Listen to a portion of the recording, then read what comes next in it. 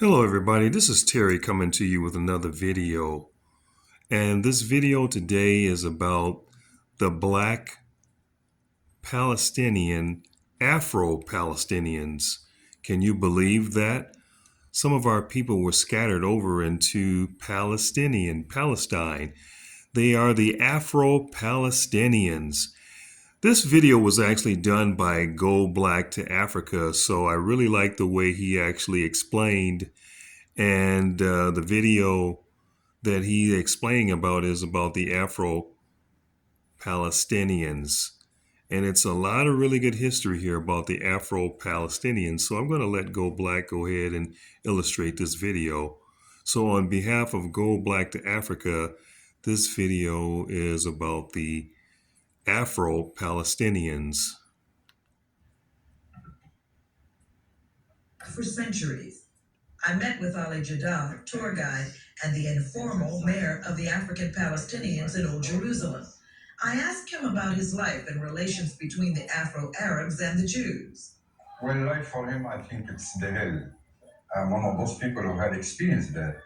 To be Palestinian, that's a big problem. But to be a black Palestinian, I'm quite convinced it will be there because as a black Palestinian, I am double oppressed. Double oppressed by the Israelis.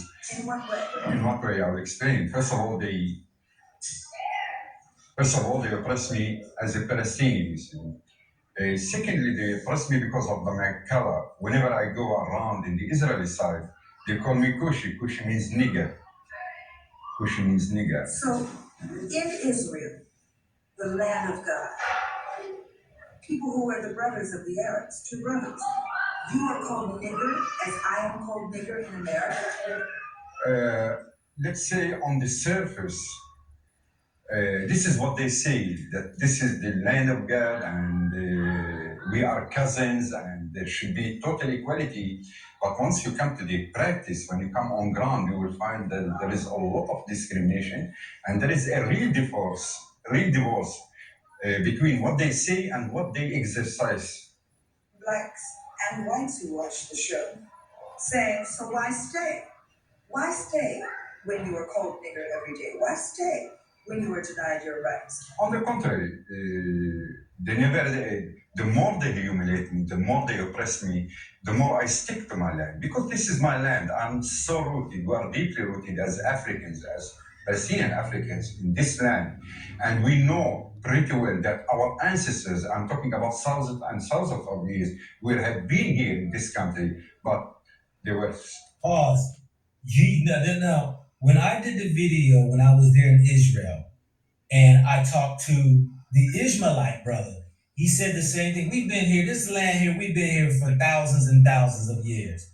So this brother right here is just another witness to show that, we blacks have been there for thousands of years. Some people would say that was the children coming from the biblical 12 tribes of Israel. That's They right. were always there. But let's continue. Spread away, taken to Africa. I'm talking about thousands and thousands of years.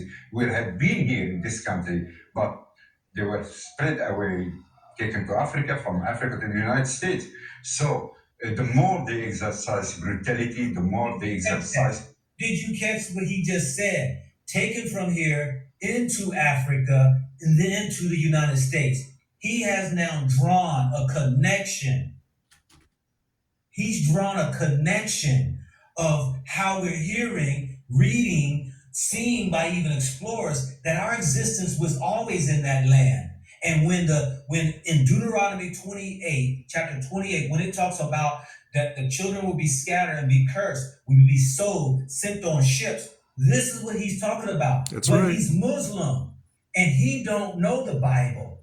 But what he speaks of, because of they call it the passing down the story from generation to generation, he is confirming what many people have said. Let's continue. I'm talking about thousands and thousands of years. We have been here in this country, but they were spread away, taken to Africa, from Africa to the United States. So the more they exercise brutality, the more they exercise oppression against me, the more we are determined to stay, because this is our homeland and we have a message, we have a holy message that this land should be the land of real peace, not the false peace that they are talking about it now. So let's move on to the next video of our brother. This video right here is from Royal Roots. Royal Roots provided this video here, did this video, and I came across it, and I want to make sure I give the credit. Okay, let's see what he says here in this segment. Whenever there is political tension between Palestinians and Israelis, the first to be affected by the Israeli measures are the Afro Palestinians. For example, we have cases. First, let me pause there again because I want y'all to grab a hold of this. Anytime there's tension between the Palestinians and the Israelis, the first to be affected is the Afro Palestinians. That's what he just said.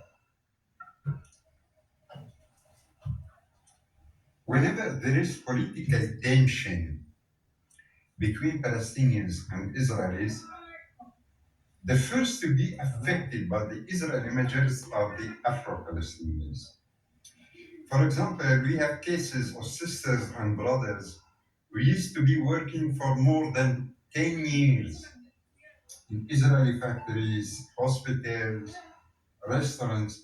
They were the first to be thrown out of their jobs. Discrimination in the Israeli society is an ideology. I'm not surprised at that. You have various Jewish groups in the Israeli society, but the most discriminated today are our people from Ethiopia. The black Jews from Ethiopia are the most discriminated. I remember that in the 80s there was a campaign of donation of blood. So our brothers sisters from Ethiopia went like other Israelis donated. At the end of the day, they found out that all blood donated by our people was thrown to the garbage. Let me pause that right there. He said, and he remembers in the 80s when Israel was doing a blood drive, trying to get people to donate blood. The Ethiopians and others were donating blood, but only to find out that their blood, the black folks, Ethiopians and Afro-Palestinians, blood was thrown in the garbage. Our blood is not even good enough. From Ethiopia, the black Jews from Ethiopia are the most discriminated. I remember that in the 80s there was. For y'all don't understand the history, let me just get real quick, 30 seconds.